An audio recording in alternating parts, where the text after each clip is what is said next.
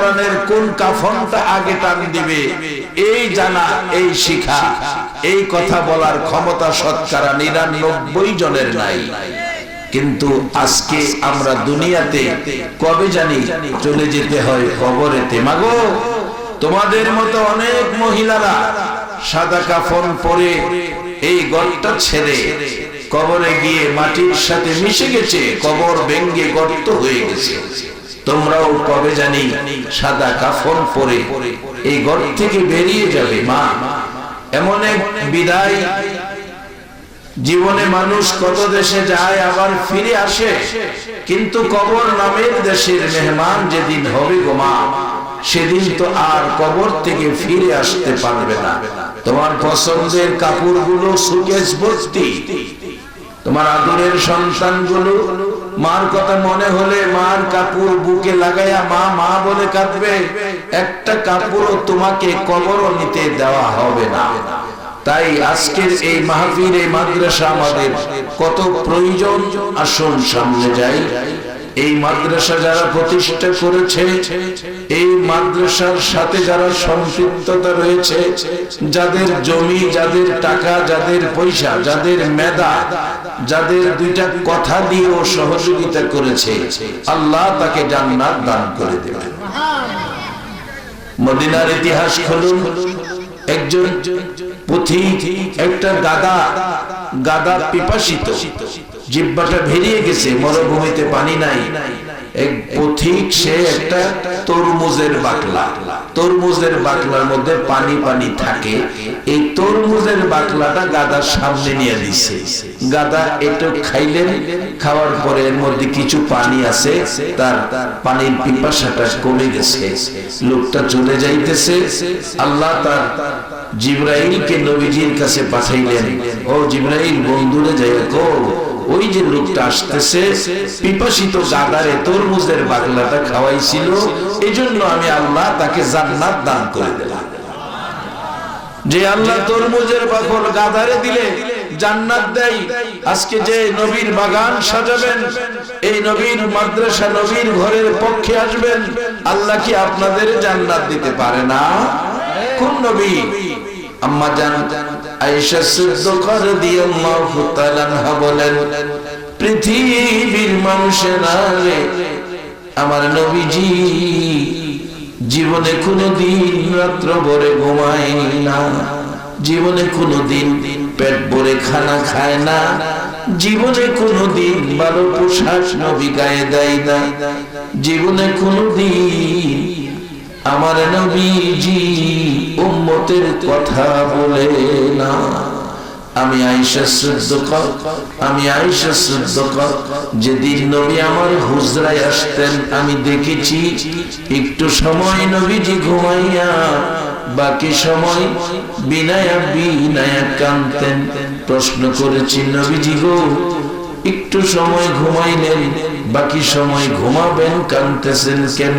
কি সমস্যা বলুন, কি অসুবিধা বলুন? আমার নবী জবাব দিচ্ছে, এরে আয়েশা, অন্য কোন সমস্যা অসুবিধা নাই, অন্য কোন ব্যথা দুঃখ নাই।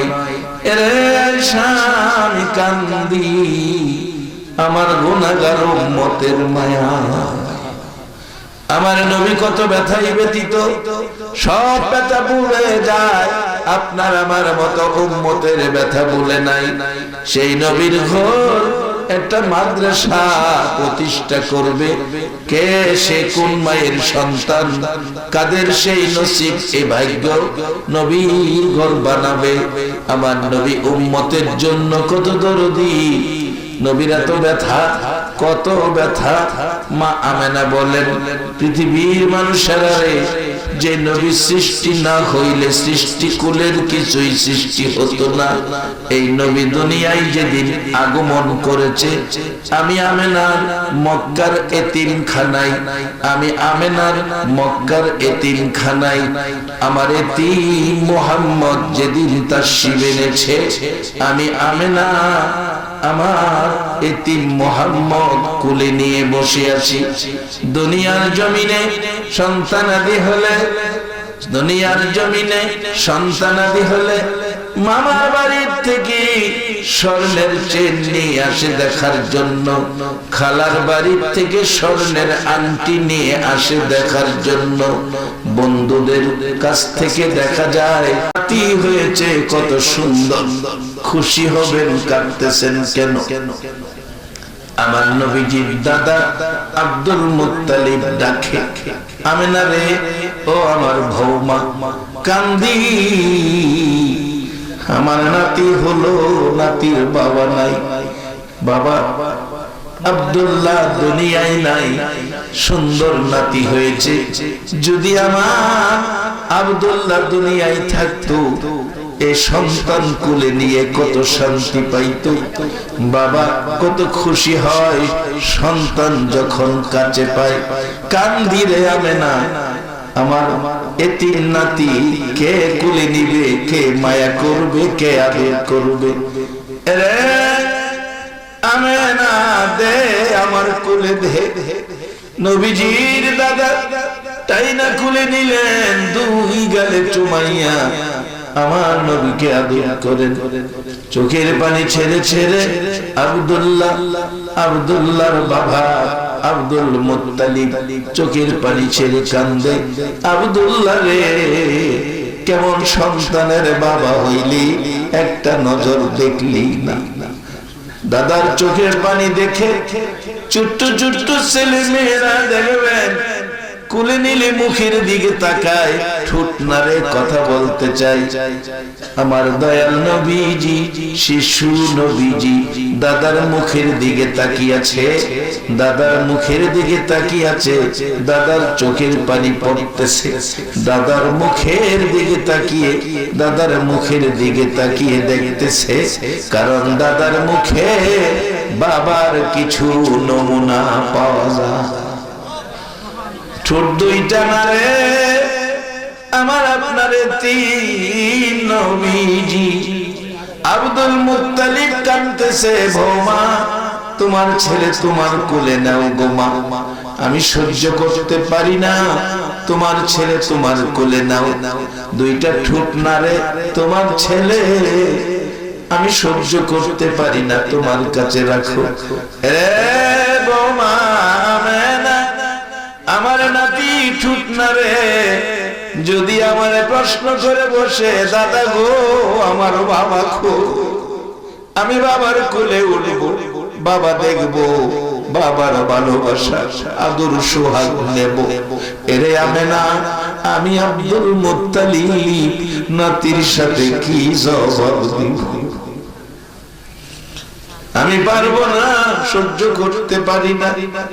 আমার নবী দুনিয়ার জমিনে চোখ খুলে একটা দিন বাবা দেখলো না, একটা দিন বাবা দেখার সুযোগ আমার নবীর হলো না। দুনিয়ার জমিনে মুখ খুলে একটা দিন নবী বাবা দেখার সুযোগ পেল না, একটা দিন বাবা বলে ডাকলো না। 5 বছর বয়স হয়ে গেছে, রাস্তায় দাঁড়াইয়া দাঁড়াইয়া নবী কান্দে বাবার ব্যথায়।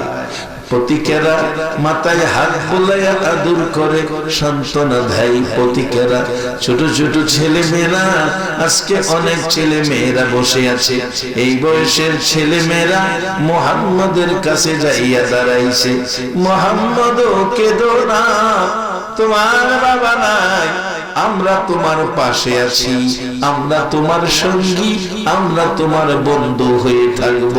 যখন সন্ধ্যা হয়ে যায়, মা এসে কাউরে কোলে নেয়, বাবা এসে কাউরে কোলে নেয়, ময়দান খালি হয়ে যায়, আমার আপনার নবী কেউ কোলে নেয় না। আজকে যারা নবীর ঘর বানাইছো, যারা মাদ্রাসা বানাইছো, তোমরা যেন তিন নবী কোলে নিয়েছো। যারা মাদ্রাসা প্রতিষ্ঠা করেছো, তোমরা যেন আমার নবী কোলে নিয়েছো।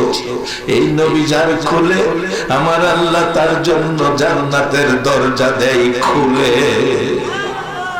শুধু মানুষ নয়, পশু পাখি জীব জানোয়ারের মধ্যে 10টা প্রাণী বেহেশতে যাবে শুধু নবীর ভালোবাসা দিয়া। বাবারা ভাইরা, এই ভালোবাসার দরজা খোলা, জান্নাতের দরজাও খোলা। সেই দরজাগুলোর পাশে যাইতে বলুন আপনারা সবাই রাজি আছেন কিনা? তাহলে আসুন আলোচনায় যাই। দুনিয়া এবং আখিরাত দুটোটাই আমাদের দরকার। কেউ কেউ বলে দুনিয়া দরকার নাই, আখিরাত পাইলেই হয়। আমি বলবো আপনি কোরআন অস্বীকার করেছেন। যদি কেউ বলেন দুনিয়া পাইলে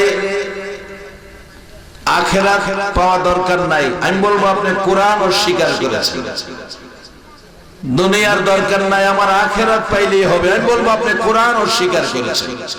কোরআন বলেছে রব্বানা আতি